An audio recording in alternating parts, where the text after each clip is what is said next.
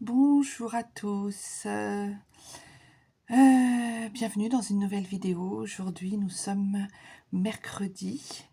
Je reviens vers vous parce que ça fait aujourd'hui une semaine que ma maman est décédée et vous avez été nombreux à prendre de mes nouvelles. Vous avez été nombreux à m'envoyer des messages, que ce soit en privé ou autre, pour me soutenir dans cette épreuve. Donc je venais un petit peu ici, sur cette vidéo, vous donner quelques nouvelles. Alors, bien évidemment, comme vous pouvez l'imaginer, je ne suis pas d'une grande compagnie joyeuse en ce moment. J'ai des hauts et des bas. J'avoue que ça oscille plutôt entre les bas et les moyens. Voilà, je crois que depuis une semaine, j'ai été peut-être une ou deux fois dans la joie, vraiment, dans la vraie joie, due au week-end de la Saint-Valentin que nous avons fait avec Chéri. Vous aurez d'ailleurs un vlog. Voilà, on est allé dans les châteaux, on est allé en Touraine, visiter les châteaux de la Loire, dans un petit manoir. On a logé dans un petit manoir.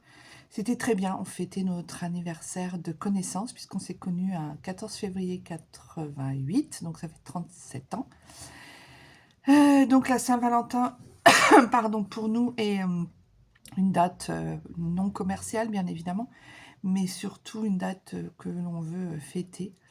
Ma maman est morte le 12 février, donc on a gardé ce week-end-là pour... voilà, moi j'ai préféré être dans la joie et la vie plutôt qu'être dans la mort et la tristesse au maximum. Donc j'avoue que ce week-end m'a beaucoup fait de bien, m'a permis de vraiment me sentir à des moments très bien.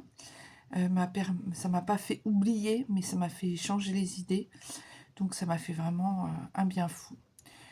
Donc voilà, donc pour ça, ça a été quand même très bénéfique. On a beaucoup parlé avec Chéri de la vie, de la mort. On a parlé aussi parce que je pense que chaque mort d'un proche nous rappelle et nous remémore et nous rappelle vraiment notre propre mort à notre propre mort. Nous rappelle aussi que nous ne sommes pas immortel, bien évidemment, même si on l'est d'une certaine manière, mais ça, je ne vais pas disserter là-dessus par rapport à la spiritualité.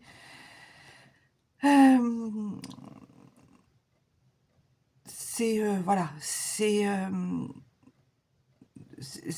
quand quelqu'un décède comme ça, que ce soit dans votre famille ou vos amis ou quelqu'un de proche, on se remémore un peu, enfin on se remémore pas, mais on se dit, tiens, ben, nous aussi, ça peut nous arriver, donc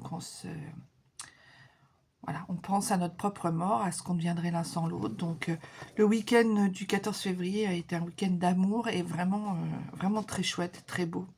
On en a vraiment bien profité. Ça a été vraiment très, très bien d'avoir ce week-end-là au milieu de toute cette tornade et cette tourmente. Alors, je ne vais pas ici vous expliquer le pourquoi du comment du décès de ma mère. Je ne vais pas vous expliquer non plus les relations que j'avais avec elle, qui n'étaient pas bonnes puisque je ne la voyais plus. Pour des raisons très personnelles, je vous demanderai de ne pas juger une personne qui ne voit plus qui n'est plus en contact avec ses parents, que ce soit sa mère, son père, peu importe. Là, entre autres, c'est très personnel, donc je n'en parlerai pas ici sur cette vidéo, bien évidemment.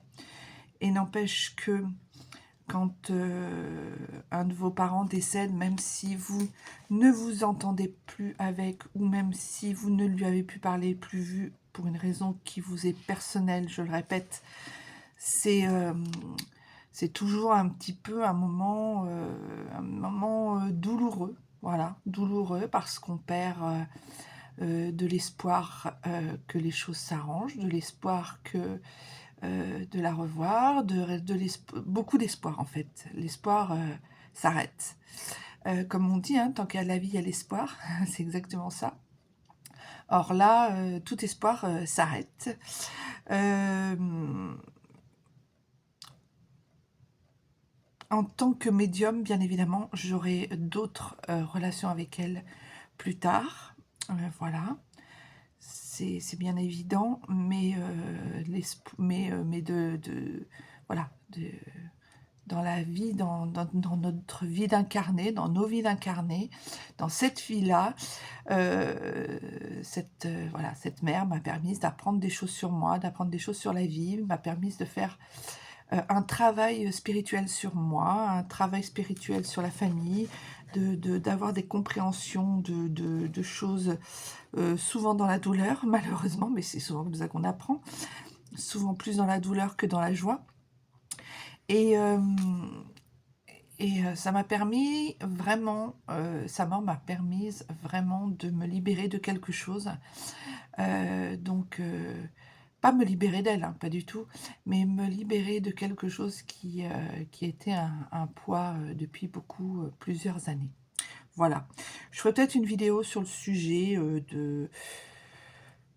des parents défaillants, des parents maltraitants, des parents comme ça. Je ferai peut-être un sujet là-dessus, je ne sais pas, dans une de mes vidéos. En tout cas, cette vidéo est notée dans ma liste des vidéos à faire sur cette chaîne, parce que j'y tiens. Parce que ça peut peut-être aider d'autres personnes, voilà, concrètement. Donc, voilà, donc elle nous a quittés donc, le 12 février, voilà, elle a été... si vous voulez voir la précédente vidéo que j'ai faite sur ma chaîne, il n'y a pas de souci, elle est juste avant celle-ci. Pour vous dire aussi que l'enterrement est vendredi et que je n'irai pas. J'ai décidé de ne pas y aller en accord avec mon père, avec qui enfin mon beau-père, puisque ce n'est pas mon père biologique. Voilà, on s'est mis d'accord là-dessus et lui comme moi, on est complètement serein par rapport à ça et on est tout à fait en accord. Et comme je dis souvent, on va, enfin comme je le pense vraiment sincèrement, on va aux enterrements pour ceux qui restent, pour aider ceux qui restent, pour soutenir ceux qui restent, qui sont dans la peine, bien évidemment. Ça, je saurais le faire après l'enterrement, avec mon frère et mon beau-père, bien évidemment. Mais je pense vraiment, réellement, je pense et je le sais que de toute façon, la personne décédée voit évidemment son enterrement, voit les gens qui lui rendent hommage, est heureuse de ça, dans certains cas, souvent ça arrive. Je vous parle en tant que médium là, hein, attention, hein, je ne me permettrai pas sinon de vous raconter des choses que je n'ai pas apprises ou su depuis toutes ces années de médiumnité. Et la personne décédée en fait est partout. Ce qui reste, c'est surtout pour les vivants, que ce soit les cimetières, que ce soit les tombes, que ce soit les hôtels AUTEL, hein, les hôtels chez nous, les petits coins qu'on leur fait, voilà. Chaque pensée, en fait, nous relie à eux. Chaque prière nous relie à eux. C'est pas forcément des prières religieuses, ça peut être des prières tout à fait personnelles, voilà, qui nous sont propres, l'amour qu'on leur envoie, les pensées qu'on leur... le fait de penser à eux.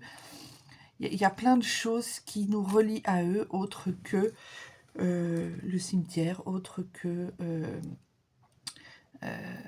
un lieu particulier, autre que un jour particulier avec une heure particulière. Donc, comme je vous dis, pour des raisons familiales qui englobent beaucoup de membres de ma famille, et puis, surtout pour mes raisons personnelles, je n'irai pas donc à l'enterrement, voilà. Donc je vais faire une cérémonie à la maison toute seule, comme je sais si bien les faire. Quand il s'agit de... Voilà, quand je ne peux pas assister à un enterrement, c'est déjà été le cas, je fais une cérémonie à la maison. Voilà, j'allume quelques bougies, je mets une chanson qui lui plaisait, je pense très fort à cette personne, je me mets en communion avec elle, et voilà. Voilà, donc c'était pour vous dire ça. Je vais vous dire aussi que je vais un peu mieux, donc là je vais essayer de reprendre un peu les vlogs. Je vais vous monter aussi surtout le vlog que l'on a fait pour le week-end de la Saint-Valentin. Donc ça, c'était, il y a vraiment de très belles images. On a beaucoup profité, rigolé, on s'est échangé les idées, on a bien mangé, on s'est fait plaisir, mais vraiment dans tous les sens du terme. Ça a été vraiment un super week-end et il est tombé entre guillemets pile poil comme il fallait. Donc voilà, vous dire aussi que ce décès ne m'est pas tombé dessus entre guillemets par surprise, puisque je l'avais, on me l'avait envoyé en flash médiumnique, voyance et en rêve.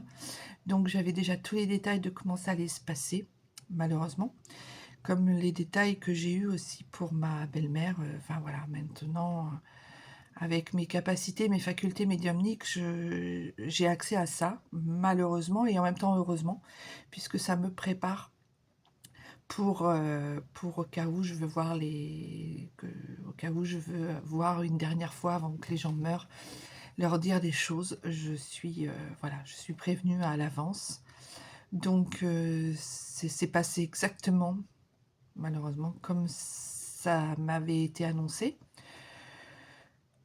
Donc pas de surprise de ce côté-là. C'était même assez... c'est toujours extrêmement bluffant, extrêmement sidérant de voir que ce que l'on me dit, ce que l'on m'envoie, que ce soit des flashs, que ce soit des paroles, que ce soit des messages auditifs, que ce soit des messages visuels, enfin que ce soit des images, que ce soit des choses hyper, comment dire, hyper précis, c'est toujours assez déstabilisant, voilà, de se dire que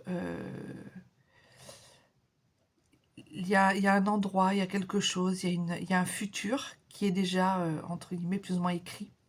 Alors, pas totalement écrit, comme je le dis toujours à mes consultants et mes consultantes, c'est pas toujours écrit à 100% au détail près, parce que les gens pensent que quand je leur annonce quelque chose, alors des fois si, c'est très précis, il y a des dates, des jours, des heures très précises, des lieux très précis, mais souvent c'est un peu plus nuancé, un peu plus, voilà, un peu moins précis. Et tout dépend ce qu'on me donne et la possibilité qu'on me donne de voir les choses, comment elles vont se passer. Mais bon, ça c'est un autre sujet. Je sais que Sylvie du Canada m'a demandé de parler de mon métier, de parler de comment ça se passe, tout ça, comment je travaille.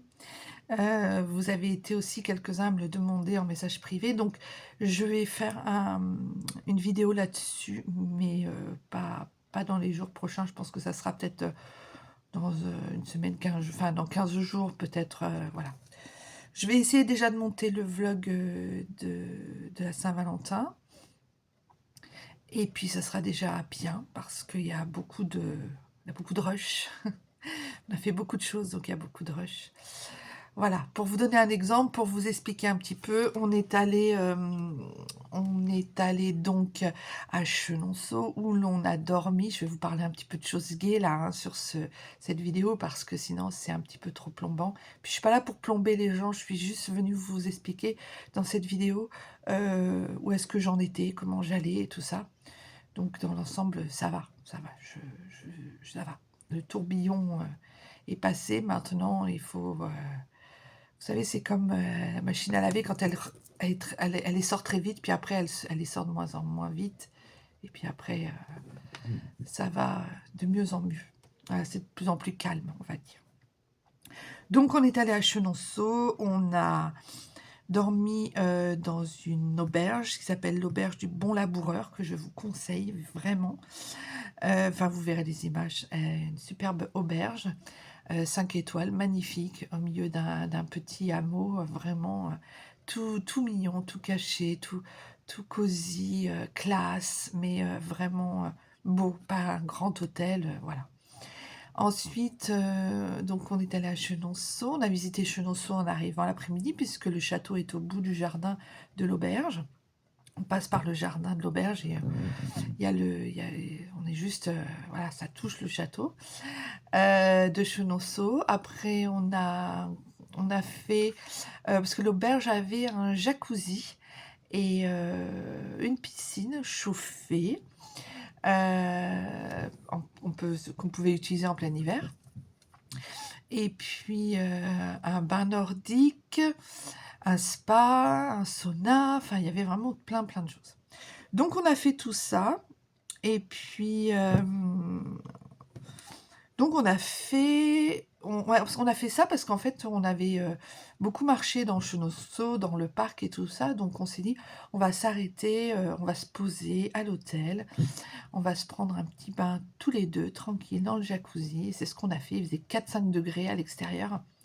Le jacuzzi fumait, c'était vraiment... Ça nous a fait beaucoup de bien au corps, à l'esprit, à tout. On s'est vraiment régalé. Ce moment était vraiment un de mes meilleurs. Et puis ensuite, le soir, on est allé manger. Chérie avait réservé un restaurant dans un autre village à côté. Voilà, il s'appelait le Cheval Blanc. Et là, on s'est régalé parce qu'il y avait un menu spécial Saint-Valentin. Donc, je vous montrerai tout ça. Tout ce qu'on a mangé, c'était très bon. C'était un repas gastronomique, hein, bien évidemment. Voilà, et le lendemain, on a fait Cheverny. Après, on est allé chercher du vin dans le château de Cheverny, le château de Molinsart, de Tintin. Et puis après, on est allé chercher du vin. Et on a pris aussi, on était allé dans une petite ferme chercher des crottins de chèvre, hein, parce qu'on adore ça. Et c'était aussi un sacré moment, puisque c'était vraiment reculé de tous, loin de tout. C'était dans une petite ferme avec une fermière, mais vraiment, elle était adorable. Le soir, on est rentré, on a mangé à l'hôtel, qui est aussi un hôtel, enfin, pas à l'hôtel, mais à l'auberge, au manoir. Et là, c'était un repas aussi gastronomique, puisque le restaurant de l'auberge est un restaurant gastronomique. Donc, on a mangé là. On a changé un petit peu d'endroit, enfin, de restaurant. Et puis, on s'est couché. Et le lendemain, on a déjeuné à l'hôtel, enfin à l'auberge. Enfin, c'est un hôtel, une hôtel-auberge, un auberge. Enfin voilà, peu importe. Mais on a déjeuné et on est parti à visiter Beauval, le zoo de Beauval qu'on avait déjà vu il y a plus de 15 ans. Il n'y avait pas encore les pandas, mais voilà.